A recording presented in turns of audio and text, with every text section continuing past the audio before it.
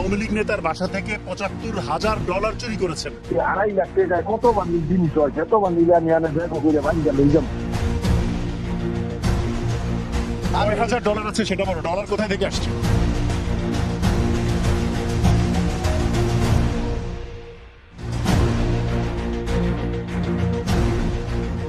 পলাতক এক আওয়ামী লীগ নেতার বাসা থেকে $৭৫,০০০ লুট করে কাজের বুয়া শাহানাজ পারভিন রেখেছেন নিজ বাড়িতে।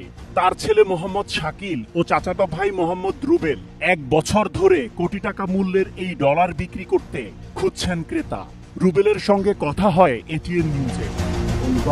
লোকজন আছেন ব্যক্তি সব পলাইছে, ট্রাফিকে কামলা মানুষ কইছে করে ও ব্যাগ ট্যাগ লইয়া ও বাইরে যাই বসে। চাচি মানে সুযোগটা কাজে লাগিয়ে ডলারগুলো নিয়ে আসছে না? হ্যাঁ, নইলে আর কিনে লই পাবো।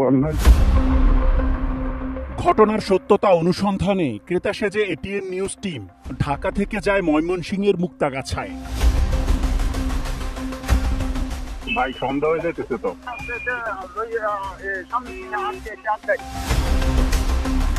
একটি ব্যাটারি চালিত অটোরিকশায় করে এক ব্যাগ ডলার নিয়ে হাজির হয় শাকিল এবং রুবেল। ব্যাগ থেকে বের করে কিছু ডলার দিল আমাদের হাতে। এরপর বাকি কথা মোবাইলে হবে জানিয়ে রাস্তায় নামিয়ে চলে গেলেন তারা।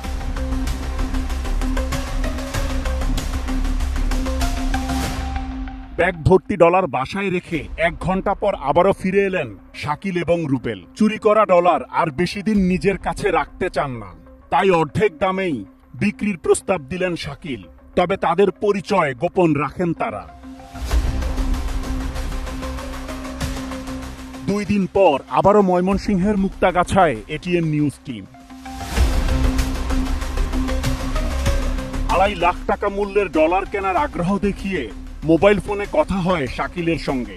ডলার কিনতে হলে নগদ টাকা নিয়ে রুবেলের সঙ্গে তার বাড়ি যাওয়ার শর্ত দিলেও এবারও ঠিকানা বলতে রাজি হননি শাকিল। আমার মায়ের, হ্যাঁ, আপনার মায়ের সাথে আলাপ করেন, আমি আপনারে 2.5 লাখ টাকা দিই। 2.5 লাখ টাকায় কত বান্ডিল জিনিস হয়, এত বান্ডিল আমি আনে ব্যাগ করে বান্ডিল লই যাব। ছাড়া তো জানি না, জানি এই কথা। আপনি যদি নেন জিনিস তাহলে আপনার বাড়িতে টাকা ব্যবস্থা করার কথা বলে একদিন সময় নিলাম। আশপাশের এলাকার মানুষ ডলার লুটের কোনো ঘটনা জানেন কিনা সে তথ্য জানতে অনুসন্ধান চালায় এটিএন নিউজ টিম। নাম পরিচয় গোপন রাখার শর্তে একজন ভয়ঙ্কর কিছু তথ্য দিলেন। আশপাশ থেকে লোকজন ঘোরাফেরা করে, তারপর যখন দেখি নিয়ে যায় সেটা আমরা জানি না। তাদের গোপন হয়তো কোনো আস্থান আছে, ওইখানে নিয়ে যায়। আটকায় মারধর করে টাকা পয়সা রেখা তারপর তাদেরকে বিদায় করে দেয়। এখানে খুন হয়। এলাকাটা ভালো না, ভয়ঙ্কর একটা এলাকা। তবুও প্রকৃত ঘটনা অনুসন্ধানে যেতে চাই তাদের গোপন আস্তানায়। তবে এবার তাদের সঙ্গে দেখা করতে হলে সাথে নিতে হবে $2.5 লাখ টাকা। তাই অবলম্বন করতে হলো একটু ভিন্ন কৌশল। একটা মজার বিষয় কি জানেন? কাগজ দিয়ে ডলার কিনতে যাচ্ছি, কারণ প্রতারক চক্রের সাথে পেরে উঠতে হলে একটু প্রতারণা করতে হয়। জানি না সকালে কি হবে, অপেক্ষায় করি।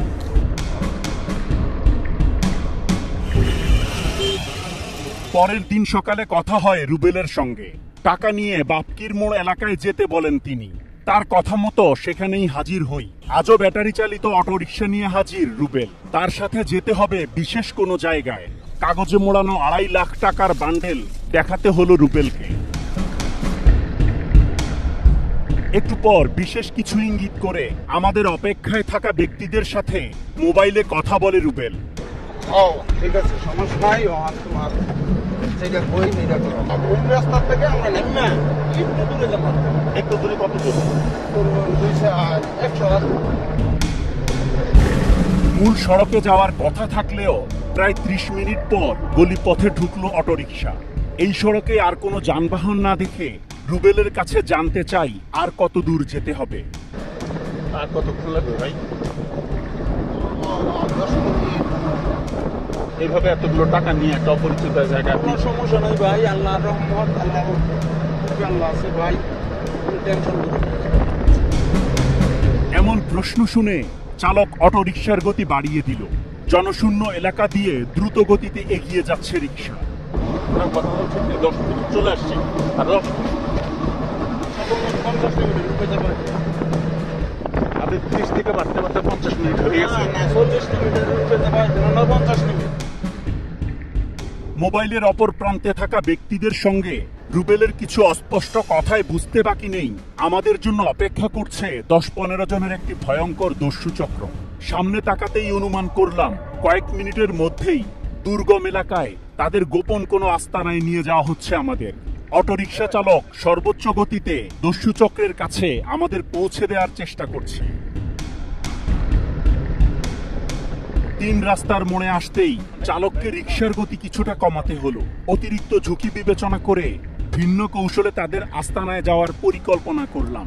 এরপর এক প্রকার জোর করেই নেমে পড়লাম রিকশা থেকে। দ্রুতই ঘটনাস্থল ত্যাগ করলো তারা। 1.5 ঘন্টা পর নিরাপদ স্থানে আসলাম আমরা। এই দস্যু চক্রের আরো তথ্য অনুসন্ধানে কথা হলো পাশের এলাকার কয়েকজন যুবকের সাথে। তারপর ওই যুবকদের নিয়ে 2 দলে বিভক্ত হয়ে ব্যাটারি চালিত অটোরিকশা ও এর চালককে খুঁজতে থাকি আমরা। প্রায় 2 ঘন্টা বিভিন্ন সড়কে খুঁজে পাওয়া গেল ওই অটোরিকশার সন্ধান। কোথায়?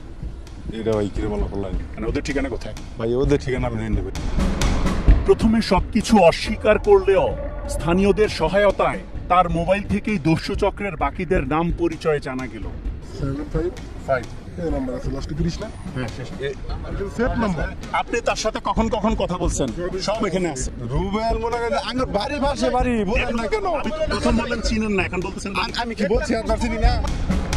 স্থানীয়দের চাপে দস্যু চক্রের সন্ধান দিতে দলের সদস্যদের বাড়িতে নিয়ে যেতে রাজি হয় সে। এই চক্রের সদস্য মোহাম্মদ শাকিল, রুবেল ও জীবন রসুলপুর বনের কাছে জামগড়া গ্রামের বাসিন্দা। এবার আমাদের গন্তব্য সেই দস্যুদের গ্রামে, যে গ্রামের বেশ কয়েকজন এই অপরাধের সাথে যুক্ত। সেখানে দিনে দুপুরে সবার সামনেই চলে ভয়ঙ্কর এই অপরাধ। সাথে যুক্ত হলেন পাশের গ্রামের আরো কয়েকজন। বৃষ্টি উপেক্ষা করে সবাই রওনা দিলেন জামগড়া গ্রামে। বিকেল গড়িয়ে সন্ধ্যা নেমে এলো। আমাদের উপস্থিতি টের পেয়ে ঘরে তালা লাগিয়ে সটকে পড়ে দস্যু চক্রের সদস্য রুবেল। তবে তার ঘরে পাওয়া গেল ডলার কিনতে আসা মানুষদের নির্যাতনের জন্য ব্যবহার করা দেশীয় অস্ত্র। বাড়ি থেকে পালিয়েছে শাকিল, তবে নিজ ঘরেই পাওয়া গেল শাকিলের মা শাহনাজ পারভিনকে। তিনি জানান পলাতক আওয়ামী লীগ নেতার বাসা থেকে ডলার লুটের ঘটনা তার ছেলের বানানো গল্প। আমাদের দেখানো কয়েকটা আসল ডলার, বাকি সবগুলো জাল নোট। অকপটে স্বীকার করলেন ছেলে শাকিলের সব অপকর্ম। তিনি একজন আওয়ামী লীগ নেতার বাসা থেকে $৭৫,০০০ চুরি করেছেন। সত্য? সত্য না স্যার। ছেলে মানুষকে বাইরে থেকে মানুষের ডেকে এনে যে আঘাত করে, মারে, পিটায়, সেগুলো আপনারা দেখেন না? আমরা দেখি স্যার, আমরা দেখি হাল্লা হাল্লি করি, চিল্লা চিল্লি করি, পাও ধরি, ভেগাত্তা করি, সব করি, কাজ হয় না। প্রায় প্রতিদিনই দেশের বিভিন্ন জেলার মানুষকে এখানে এনে চালাতো নির্যাতন।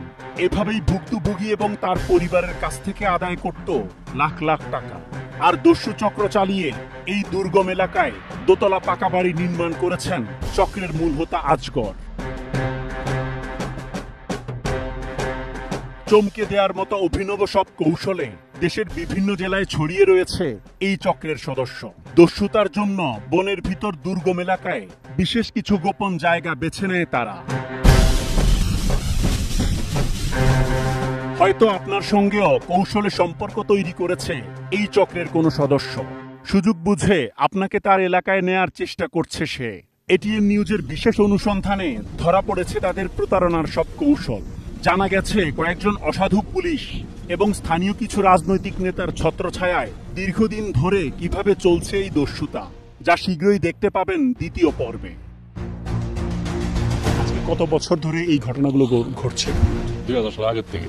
সবাই আগে টাকা দিয়ে এই থানা পুলিশের দিন খবর চাইছিলাম যে স্যার আপনারা যে ধরুন টাকা খান। পুলিশে 40%